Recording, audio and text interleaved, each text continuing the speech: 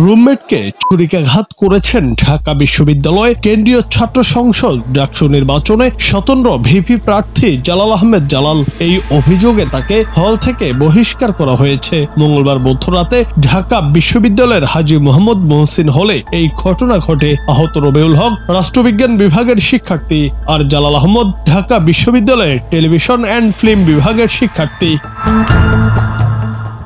ঘটনার পর প্রাধ্যক্ষ মোহাম্মদ সিরাজুল ইসলাম তাৎক্ষণিকভাবে বহিষ্কারের ঘোষণা দেন। হল প্রাধ্যক্ষ বলেন, এই ধরনের নৃশংস কর্মকাণ্ডের জন্য তাকে হল থেকে বহিষ্কার করা হলো। তার ছাত্রত্ব বাতিলেরও ব্যবস্থা করা হবে। প্রত্যক্ষদর্শীরা জানান, দীর্ঘদিন ধরে চলমান বাকবিতণ্ডার জেরে রবিউলকে রুমমেট জালাল আহমদ ছুরিকাঘাত করেছেন। আহত রবিউল এখন ঢাকা মেডিকেলে চিকিৎসাধীন।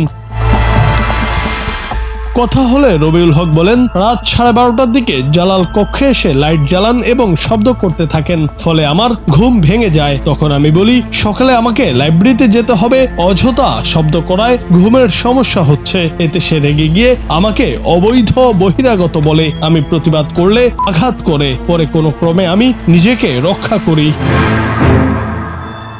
ঘটনার পরই জালাল আহমদকে পুলিশে সোপর্দ করেছে বিশ্ববিদ্যালয় প্রশাসন। বিশ্ববিদ্যালয়ের প্রক্টর সাইফুদ্দিন আহমদ বলেছেন, জালাল আহমেদের বিরুদ্ধে আইন অনুযায়ী ব্যবস্থা নেওয়া হবে। আসন্ন ডাকসু নির্বাচনে এই ঘটনার কোনো প্রভাব পড়বে না। জালাল আহমেদের বিরুদ্ধে আগের একাধিক অভিযোগের বিষয়ে তিনি বলেন, প্রশাসন তার বিরুদ্ধে কি ব্যবস্থা নিয়েছে এই মুহূর্তে আমি বলতে পারছি না, তবে আজকের ঘটনার পর সবগুলো বিষয় খতিয়ে দেখা হবে। হল প্রশাসন বাদী হয়ে মামলা করবে।